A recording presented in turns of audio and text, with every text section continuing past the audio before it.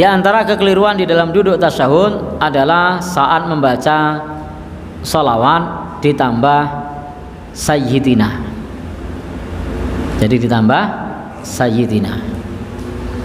Ini satu kekeliruan karena ibadah itu pada asalnya adalah ittiba, mengikuti semua yang datang dari Nabi Shallallahu Alaihi Wasallam, dan ini merupakan kesempurnaan ibadah. Jadi ibadah kita itu mengikuti petunjuk Nabi, dan ini merupakan kesempurnaan ibadah kita adalah ittiba. Memang betul Nabi adalah sayyid atau penghulu kita, Nabi adalah imam kita, Nabi adalah teladan kita, Nabi adalah guru kita. Tapi kita beribadah kepada Allah dengan mengikuti ajaran yang dibawa oleh Nabi dengan sebaik-baiknya. Tidak perlu ditambah dengan lafaz sayyid atau penghulu atau guru atau imam atau teladan atau yang lainnya. Cukup kita baca salawat sebagaimana yang beliau Sallallahu Alaihi Wasallam ajarkan kepada kita tanpa tambahan sayyidina. Lalu banyak orang menyebut kalau tidak pakai sayyidina berarti tidak sopan, nyebut nama Nabi kok langsung namanya. Jadi banyak orang yang khawatir menyebut nama Nabi kok langsung namanya.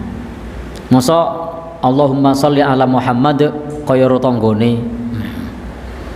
Tambahlah Allahumma sholli ala sayyidina biar sopan misalnya. Maka ungkapan ini seolah-olah logis, seolah-olah benar. Tapi sebenarnya ini tidak logis dan tidak benar. Kenapa tidak logis dan tidak benar? Karena kita ibadah itu mengikuti tuntunan Nabi. Kita mengikuti tuntunan Nabi, dan Nabi tidak mengajarkan nambahi itu. Memang betul kata mereka, tidak itu tuntunan Nabi begitu. Tapi kan dalil itu selain dalil nakli ada dalil akli, pakai akal. Pakai dong akalmu. Sama Pak D-nya saja tidak berani nyebut namanya, sama Pak Guru aja tidak berani nyebut namanya, masa ini sama Nabi langsung sebut namanya? Berarti tidak sopan. Ungkapan ini juga tidak konsisten, karena ketika mengucap dua kalimat syahadat juga nyebut nama Nabi, tapi tidak ditambah sayyidina. Monggo kita mengucap syahadat, apakah syahadatnya asyhadu alla ilaha illallah wa asyhadu anna sayyidana begitu? Tidak. Berarti ucapan tadi tidak konsisten. Katanya tidak sopan kalau tidak pakai sayyidina. Lah kok syahadatnya tidak pakai? Padahal syahadat itu adalah rukun Islam yang paling agung, yang pertama. Jadi adalah rukun Islam yang paling agung, yang paling pertama, yang paling utama, malah dilanggar. Berarti tidak konsisten. Kalau konsisten mestinya syahadat juga pakai sayyidina.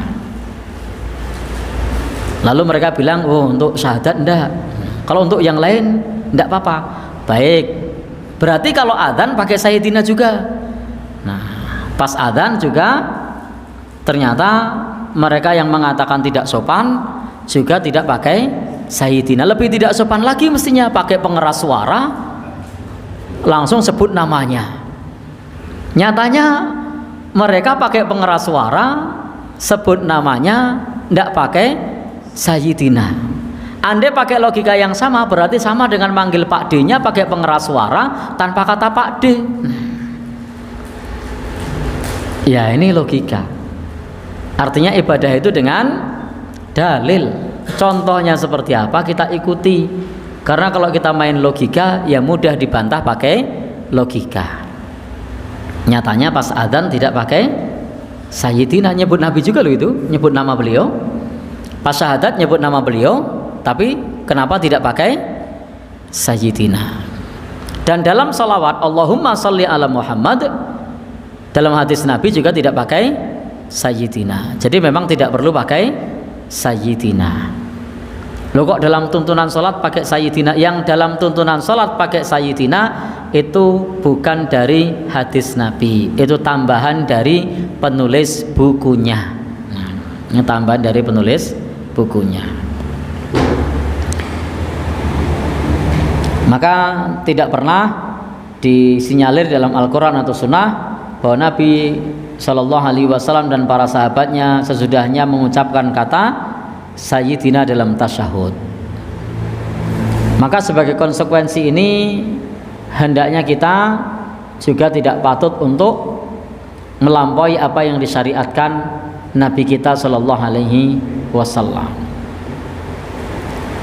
Maka ucapan tasyid atau mengucapkan sayyid itu tidak memiliki landasan sama sekali dan tidak diriwayatkan dari Nabi Shallallahu Alaihi Wasallam, tidak pula dari sahabat, tidak pula dari tabi'in.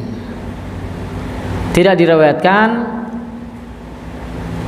yang menjelaskan bahwasanya membaca sholawat dengan Sayyidina. Yang ada adalah ungkapan Nabi bahwasanya aku adalah Sayyid. Nah, jadi beliau mengatakan aku adalah Sayyid, tapi tidak menyebutkan dengan lafaz panggillah aku Sayyid. Jadi Nabi tidak meminta kita untuk memanggil Sayyid, tidak ada. Dan juga mengajarkan lafaz tidak pakai Sayyid. Demikian pula para sahabat memahaminya juga tidak pakai Sayyid. Padahal di dalam masalah ibadah, pemahaman terbaik itu adalah memahami dengan pemahaman para sahabat Rasulullah Sallallahu Alaihi Wasallam. Lu kok bisa?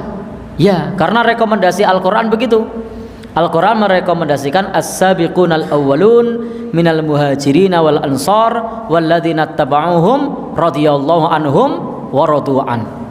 Yang Allah ridhoi dan mereka ridho itu adalah as-sabiqunal awwalun. Kemudian siapa? Minal muhajirin. Kemudian siapa? Wal ansor. Kemudian siapa? Walladzina tabauhum bi ihsan.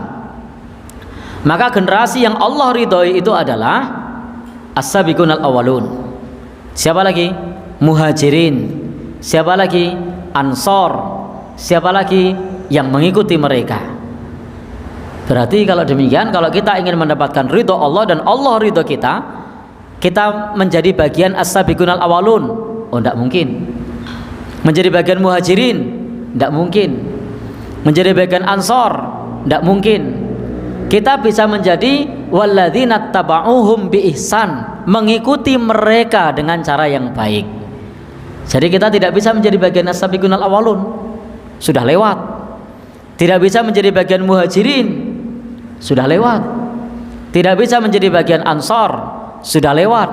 Tapi kita bisa menjadi bagian walladzina tabauhum bi ihsan, menjadi bagian orang yang mengikuti para as-sabiqunal awalun, yang mengikuti para muhajirin, yang mengikuti orang-orang ansor dengan cara yang baik.